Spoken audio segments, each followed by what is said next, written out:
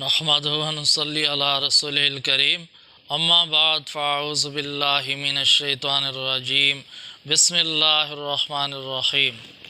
محترم بزرگوں اور دوستوں، عزیز بھائیوں، انشاءاللہ آج کی مجلس کا عنوان یہ ہے کہ سیدنا حضرت ابراہیم علیہ السلام کو خلیل اللہ کا لقب کیسے ملا۔ اللہ تعالیٰ نے حضرت ابراہیم علیہ السلام کو پیارا لقب عطا فرمایا تھا، خلیل اللہ، اللہ کا خلیل، اللہ کا دوست۔ علامہ ابن کثیر رحمۃ اللہ علیہ نے لکھا ہے کہ حدیث کی کتابوں میں یہ واقعہ منقول ہے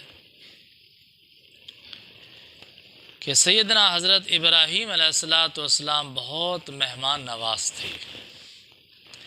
اتنے مہمان نواز تھے کہ کوشش کرتے تھے کہ اکیلا کھانا نہ کھائیں، ہر کھانے کے موقع پر کسی نہ کسی مہمان کو بلا کر اس کے ساتھ کھانا کھائیں، یہ ان کی کوشش ہوتی تھی۔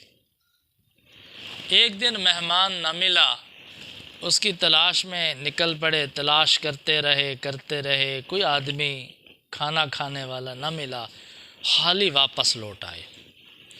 جب گھر میں داخل ہوئے دیکھا کہ ایک شخص موجود ہے، اس سے پوچھا کہ آپ میری اجازت کے بغیر کیسے اندر داخل ہو گئے؟ آپ کو کس نے اجازت دی ہے میرے گھر میں آنے کی؟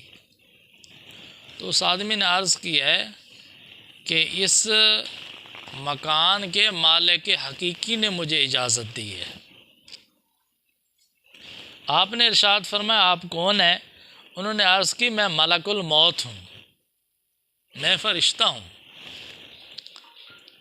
ابراہیم علیہ السلام نے ارشاد فرمایا آپ کیسے تشریف لائے ہیں؟ اس فرشتے نے ارشاد فرمایا کہ میں اللہ کے ایک بندے کو ایک عظیم خوشخبری سنانے کے لیے آیا ہوں کہ اللہ تعالیٰ نے اس کو اپنا خلیل بنا لیا ہے۔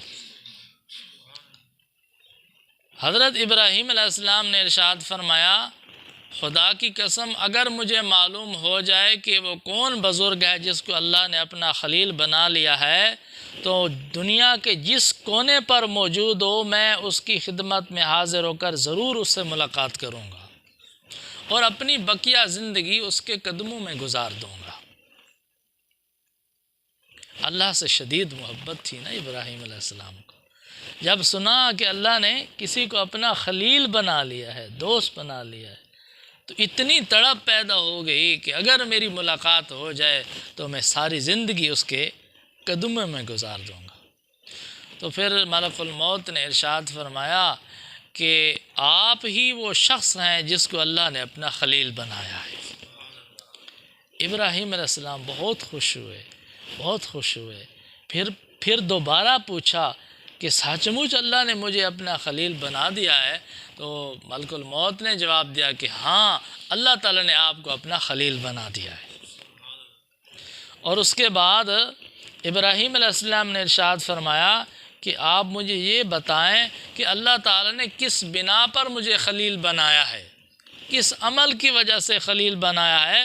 تو فرشتے نے جواب میں ارشاد فرمایا کہ اللہ تعالیٰ نے اس وجہ سے آپ کو اپنا خلیل بنا دیا ہے کہ آپ ہر وقت لوگوں کو اللہ کی رضا کے لیے دیتے رہتے ہیں، کسی سے کچھ مانگتے نہیں ہیں۔ یعنی خدمت خلق کی وجہ سے، مہمان نوازی کی وجہ سے اللہ تعالیٰ نے آپ کو اپنا خلیل بنا لیا۔